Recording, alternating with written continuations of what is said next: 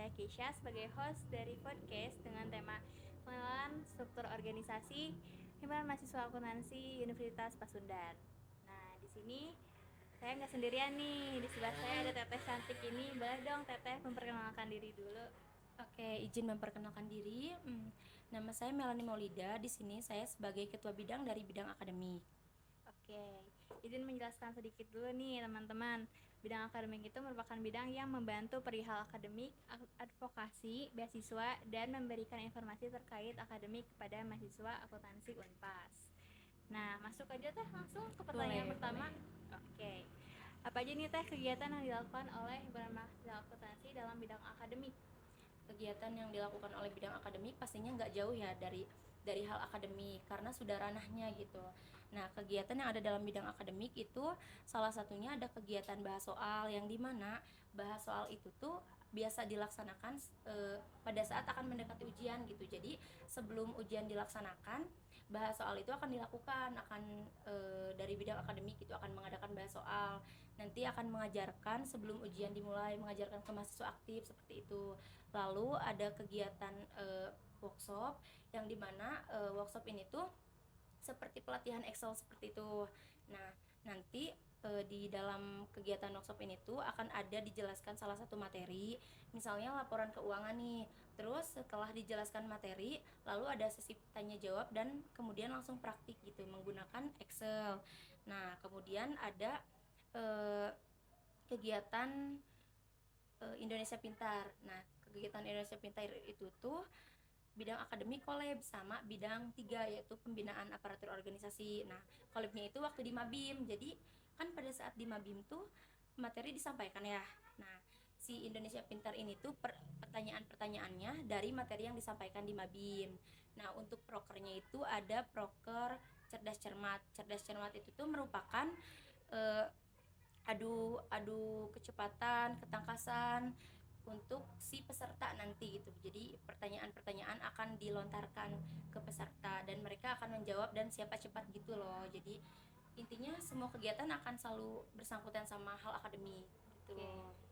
Nah, terus selanjutnya nih, apakah bidang akademik memiliki peran penting dalam keberlangsungan mahasiswa aktif dalam mata kuliah?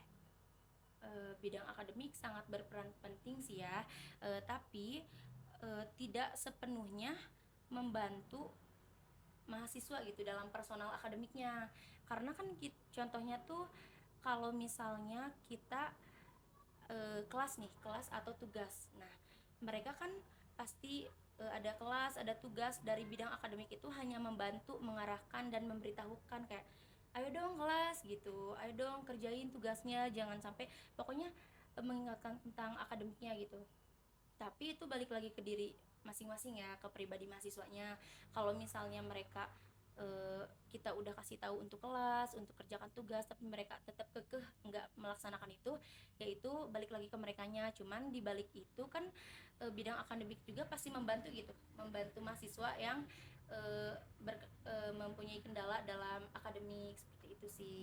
Jadi salah satunya itu yang bahas soal itu ya Teteh. Ya itu membantu mahasiswa aktif. Oke.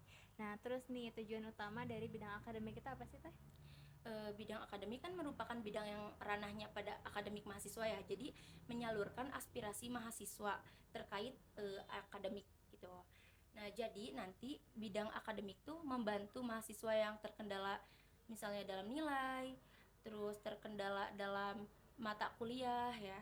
Sama intinya mahasiswa yang mempunyai kendala atau butuh bantuan perihal akademik itu bisa dibantu gitu sama bidang akademik itu sendiri, dibantu diarahkan, dibantu misalnya ingin bertemu atau membenarkan nilai ke pihak SBAP itu pasti dibantu gitu sama bidang akademik itu sendiri. Oke. Nah, terus bagaimana sih langkah bidang akademik jika ada mahasiswa yang terkendala terkait nilai nih? Misalnya kalau nilainya ada yang jelek gitu, bisa nggak sih konsultasi ke bidang akademik HIMAK ini? Boleh boleh bisa dibantu sama bidang akademik. Paling awalnya tuh bidang akademik nanya dulu nih ya ke mereka kenapa gitu. Terus tanya mata kuliah apa. Kemudian kita bantu arahin dulu kayak mereka koordinasi dulu gitu sama dosen yang bersangkutan karena kan kita nggak bisa langsung ngarahin mereka ke pihak SBAP, takutnya itu ada kesalahan atau yang bersangkutan langsung sama dosennya gitu.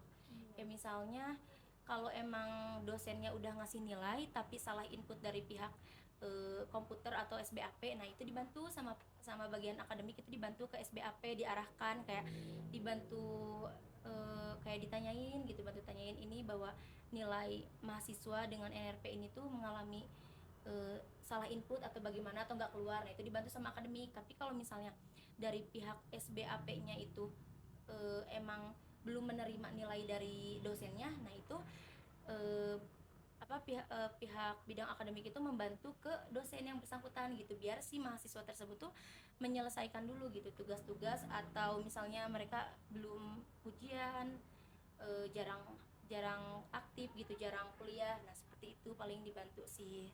Jadi kalau misalnya terkait masalah nilai UTS atau UAS yang Ya, belum keluar juga bisa dibantu ya Teh? ya bisa. Oke. Nih selanjutnya, apakah bidang akademik dapat membantu atau memberi solusi untuk mahasiswa yang terkendala masalah ekonomi?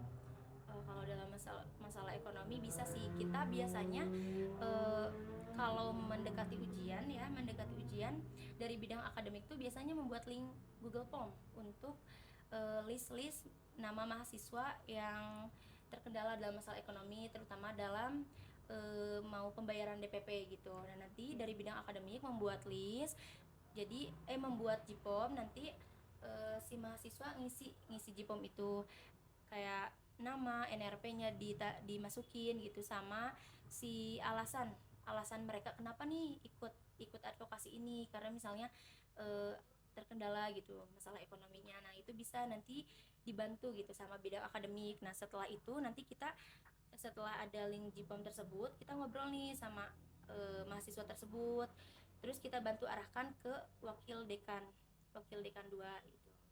Oke, berarti nggak cuma tentang ada akademik aja ya Teh ya? Iya Tentang betul, bisa ekonomi dibantu juga dalam bisa. masalah ekonomi gitu, terutama dalam pembayaran DPP.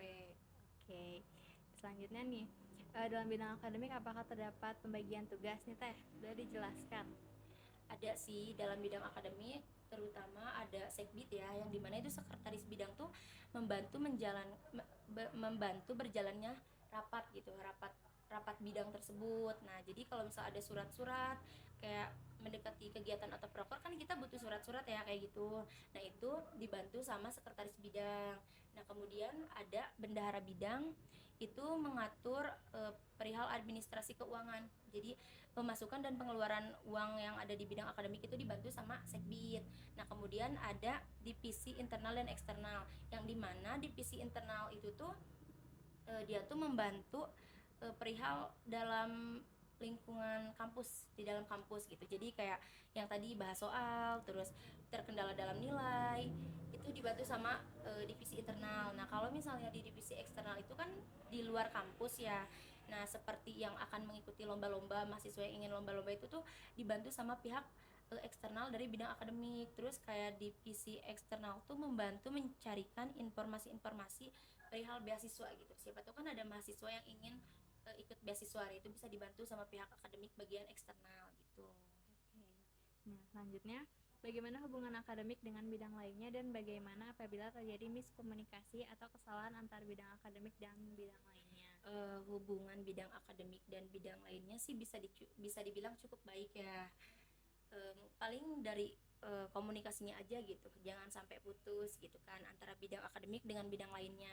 Nah kalau terjadinya komunikasi misalnya nih antara bidang satu dengan bidang 5 ya, misalnya seperti kan biasanya bidang satu tuh akan nge-share informasi-informasi ya perihal akademik gitu. Nah itu nggak mungkin langsung ke mahasiswa aktif kan, jadi di-share melalui bidang kominfo gitu, minta bantuan bidang kominfo. Nah misalnya ada salah miscommunication, jadi nanti dari bidang akademik ditanyakan ulang gitu ke bidang kominfonya, terus dikaji ulang juga sama si bidang akademik, takutnya ada kesalahan atau gimana gitu ya.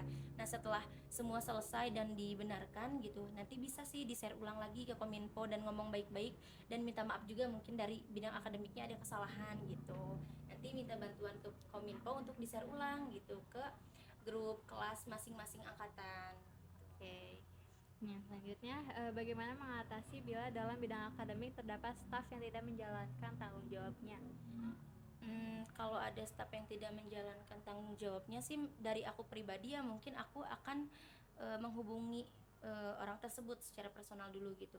Aku tanyain kenapa gitu alasan kamu maksudnya tidak bertanggung jawab dengan bidang akademik gitu.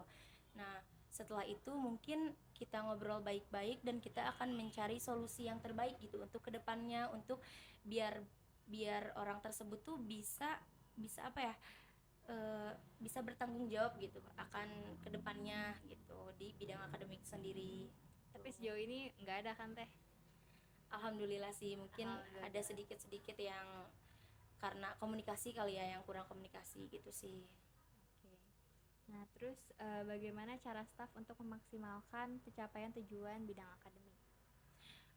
Paling dengan cara staf akademik ikut berkontribusi ya dengan kegiatan proker yang ada di bidang akademik gitu.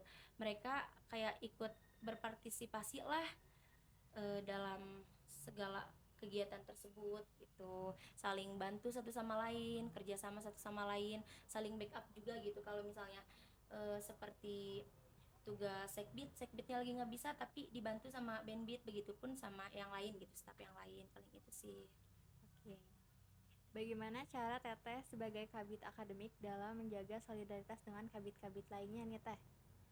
Eh, dari aku ke kabit-kabit lain paling nggak putus komunikasi sih sesama kabit gitu ya, ngobrol-ngobrol santai, ngobrolin kegiatan proker gitu, dan pastinya saling bantu satu sama lain sih ya, kayak misalnya kalau ada kegiatan nih atau proker dari bidang satu sampai dengan bidang 5, kayak misalnya bidang satu sama bidang 5 nih atau bidang 3, ya saling bantu gitu. Kalau ada kegiatan bidang satu dari bidang 5, bidang yang lain juga kayak saling minta nih ke anak-anaknya buat membantu memeriahkan gitu kegiatan dari bidang satu tersebut kayak gitu. Oke. Nah, yang selanjutnya nih Teh. Apakah untuk menjadi bagian bidang akademik harus memiliki keunggulan dalam akademik nih Teh? Kayak nilai bagus atau misalnya berprestasi? Kalau untuk itu sih kayaknya nggak harus juga ya, karena yang penting yang bisa masuk bidang akademik tuh punya tanggung jawab gitu, punya tanggung jawab, terus mereka ingin belajar lebih, ingin berorganisasi juga gitu, yang pastinya mereka apa ya, nggak apa ya, bisa bisa bertanggung jawab lah gitu dalam dalam terutama di bidang akademik gitu, ikut berpartisipasi, ikut membantu, bekerja sama gitu, saling bantu sama satu sama lain sih itu. Jadi nggak harus kayak oh bidang akademik harus pinter nih, harus nilainya bagus, nggak kok, nggak gitu, yang penting punya jiwa organisasi yang pengen lebih belajar lagi aja gitu. Berarti siapapun juga bisa masuk ke bidang akademik ya Iya Teh? betul, Oke. bisa. Nah, yang selanjutnya nih Teh, bagaimana menyeimbangkan antara himpunan dengan akademik? Karena biasanya nih anak-anak organisasi itu susah banget buat menyeimbangkan antara organisasi sama akademik di kampus gitu. Oh jadi ini untuk seluruh ya nanyanya, bukan ke Iya. aku gitu. Ya, paling sih untuk menyeimbangkan antara akademik dengan himpunan paling dilihat dari segi prioritasnya aja gitu. Kalau misalnya kan emang tujuan kita kesini tuh untuk belajar ya, mungkin di kampus gitu sebagai mahasiswa.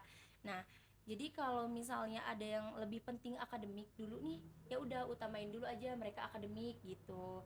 Tapi kalau misalnya di saat mereka lagi eh, nggak sibuk perihal akademik atau lagi santai lah gitu, mereka bisa nih ke himpunan gitu, karena kan itu udah tugas dan tanggung jawab mereka ya sebagai sebagai anak himpunan gitu. Jadi pintar-pintar mereka membagi waktu sih itu, nggak harus kayak akademik akademik terus ninggalin himpunan, terus himpunan terus ninggalin akademiknya. Jadi kita tuh harus pintar aja sih membagi waktunya, kita tahu posisi gimana kita harus memprioritaskan gitu. Jadi harus punya time management yang baik ya Teh kalau Iya, misalnya mau menyeimbangkan antara akademik sama iya organisasi. betul seperti itu. Yang terakhir nih Teh, cepet banget ya nggak kerasa ya Teh, udah Iya. terakhir lagi aja ini. Udah pertanyaan terakhir lagi aja. Apa harapan Teteh kepada bidang akademik dalam kedepannya, untuk kedepannya gitu? Harapan aku untuk bidang akademik sih, terutama untuk staf-staf aku ya, eh, bisa stay dari awal sampai dengan akhir periode gitu, saling kerja sama satu sama lain gitu, saling bantu, saling backup.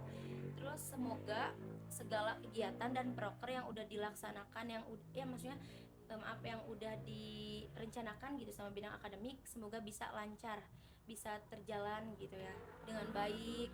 Ya intinya mereka kerja sama satu sama lain sih dari dari awal sampai dengan akhir periode gitu sih. Nah, Harapan aku untuk bidang akademik. pertanyaan dari aku nih Teh, Boleh, kira-kira apa tuh? nih di bidang akademik nih kira-kira bakalan ada proker yang berskala nasional nggak sih, kayak misalnya lomba atau apa gitu, kegiatan Ada segala sih, macam. itu kan yang tadi udah aku jelasin ya, lomba cerdas cermat gitu. Yang dimana lomba cerdas cermat itu tuh akan eh, meng apa ya memperlombakan, tujuannya tuh sasarannya tuh untuk skala SMA gitu. Jadi nanti Oke. anak-anak SMA gitu, siswa-siswi kelas 2 atau kelas 11 dan kelas 12 gitu bisa ikut lomba cerdas cermat ini gitu, se-Kabupaten Bandung pokoknya. Jadi luas kan ya, enggak Oke. hanya yang ada misalnya daerah ini, enggak hanya gitu. Jadi bisa dibilang nanti akan ada lomba lomba akademik cerdas cermat itu yang skalanya cukup luas lah gitu. Kira-kira ini ada waktunya nggak sih, kira-kira kapan? Waktunya di bulan Februari sih nanti, di Oke. tanggal ya mungkin nanti aja ya, mungkin ya Oke. itu di bulan Februari sih pastinya akan ada proker itu cerdas cermat.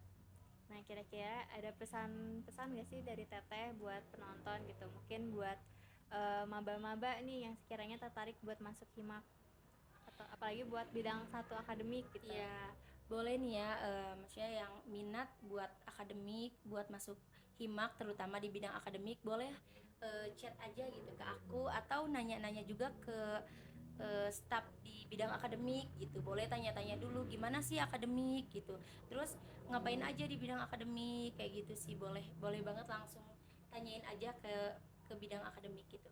Nah, buat teman-teman tuh yang Ya, tertarik sama bidang akademik nih buat periode yang akan datang, nah bisa buat chat Teh hubungi Mel aku ya, atau staf ya aku atau gitu. staf-staf bidang akademik. Nah, mungkin sekian aja video pengenalan dari bidang satu. Sekian dari kami. Wassalamualaikum warahmatullahi wabarakatuh.